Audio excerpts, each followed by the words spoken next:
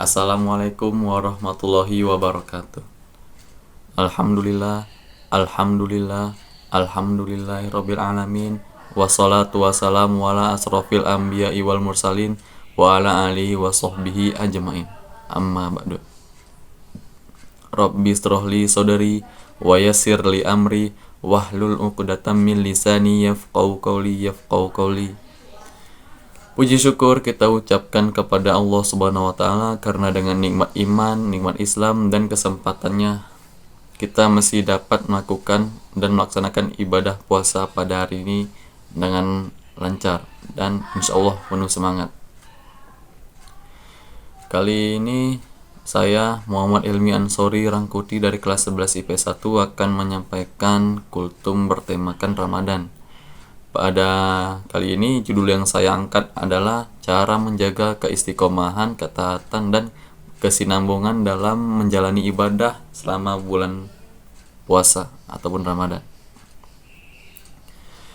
Jika diumpamakan, bulan Ramadan adalah ladang yang luas ataupun taman yang luas. Semakin rajin kita memetik buah yang ada pada taman itu, maka semakin juga banyak buah yang kita peroleh. Saat Ramadan, buah-buah itu kita umpamakan adalah limpahan pahala yang bisa diraih dengan amal ibadah. Semakin giat ibadah yang kita lakukan, maka semakin banyak pula pahala yang kita peroleh. Namun demikian, ibadah adalah persoalan iman. Suatu saat ia bisa naik dan suatu saat dia juga akan bisa turun.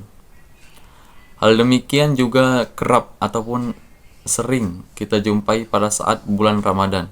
Memasuki awal bulan Ramadan, mesti ramai dipenuhi jamaah sholat tarawih, suara tadarus Al-Quran pun mesti lantang terdengar.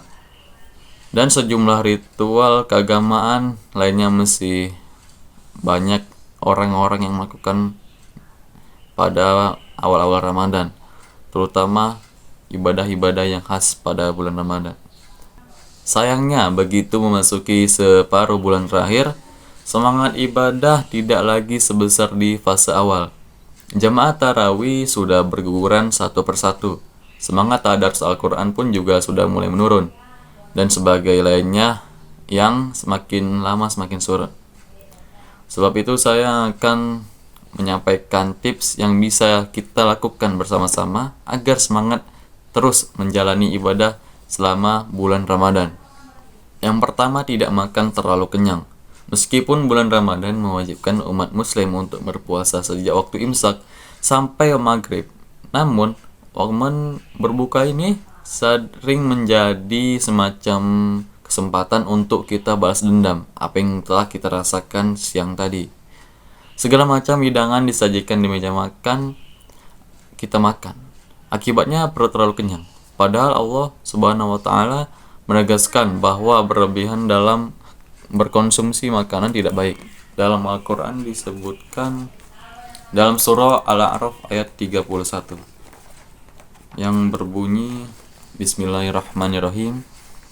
Ya bani Adam khudhu zinatakum inda kulli masjidin wa kulu washrabu wa la tusrifu innahu la yuhibbul musrifin, yang mempunyai arti, wahai anak cucu Adam, pakailah pakaianmu yang bagus pada setiap memasuki masjid, makan dan minumlah, tetapi jangan berlebihan.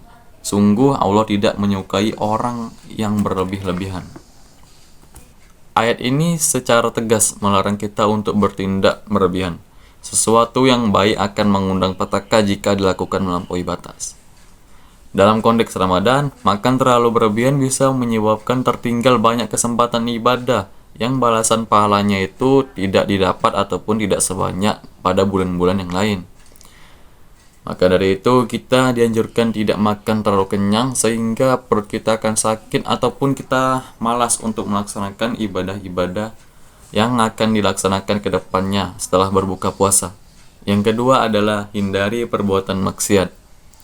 Dosa yang diperbuat oleh seorang muslim akan mempengaruhi kualitas spiritualnya ataupun mempengaruhi kualitas ibadahnya, yaitu dengan menyebabkan perilakunya yang malas beribadah. Tentu kita tidak berharap kesempatan memperbanyak ibadah selama Ramadan terlewat begitu saja, sebab pengaruh daya yang kita buat sendiri. Berkaitan dengan hal ini, Ibnu Abbas pernah berkata, sesungguhnya pada kebaikan terdapat sinar pada wajah, cahaya dalam hati, kelapangan dalam rezeki, kekuatan pada badan, dan kecintaan pada hati makhluk. Sesungguhnya pada kejelekan terdapat kegelapan pada wajah, gulita pada alam kubur dan hati, kelemahan pada badan untuk beribadah maksudnya, kekurangan dalam rezeki, dan kebencian pada hati makhluk. Terdapat dalam Abdul Majid Kish fi Rihabit Tafsir juz 14 halaman 3316. Pada kenyataannya pada bulan Ramadan pun masih banyak kita lihat orang-orang yang berbuat maksiat. Oleh karena itu kita harus senantiasa bertobat ataupun beristighfar ketika kita tidak sengaja melakukan dosa-dosa kecil pada bulan Ramadan. Sekalipun kita akan melunaskan dosa tersebut pada ibadah-ibadah yang kita lakukan, kita harus senantiasa ingat Allah Subhanahu wa taala akibat maksiat yang telah kita lakukan.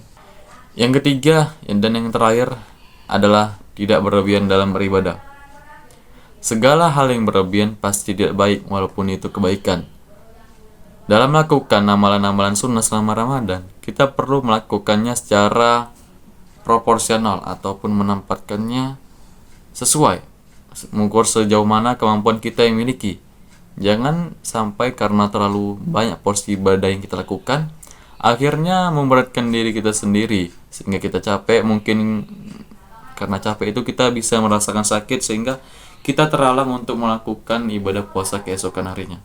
Rasulullah Shallallahu Alaihi Wasallam bersabda yang artinya, lakukanlah amal-amal yang kalian sanggup melaksanakannya, karena Allah tidak akan berpaling dari kalian dalam memberikan pahala sampai kalian duluan yang berpaling dari mengerjakan amal. Dan sholat yang paling Nabi Shallallahu Alaihi Wasallam cintai adalah sholat yang dijaga kesinambungannya sekalipun sedikit. Dan beliau bila sudah biasa melakukan sholat sunnah akan melakukannya dengan konsisten. Hadis riwayat Bukhari. Mari warnai Ramadan dengan ibadah yang terawat sampai bulan suci berpamit. Semakin banyak ibadah yang kita lakukan memang semakin baik, tapi akan jauh lebih baik jika kita mampu menjalaninya dengan konsisten dan penuh penghayatan. Sekian dari saya. Wassalamualaikum warahmatullahi wabarakatuh.